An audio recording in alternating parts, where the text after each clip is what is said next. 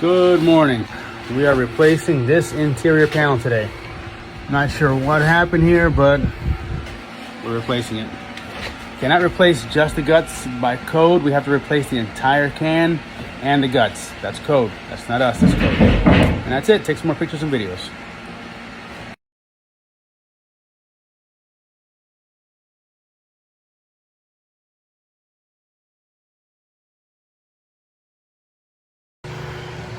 Good afternoon. We're all done with this interior load center replacement or breaker panel replacement. This is a three-phase load center, typically found in commercial buildings. This one's a little older, so they have a high leg. You have on this one wire right there, you have 240 volts, or 208 volts, excuse me, on that one wire. Because it's not really used anymore in the industry, we have to reconnect it by code.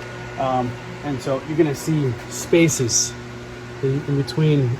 This is your A phase, which is black, B phase, which is orange. That's your high leg, and then this one right here, this the C, which is your C phase, your blue. So we gotta skip a spot for every orange spot.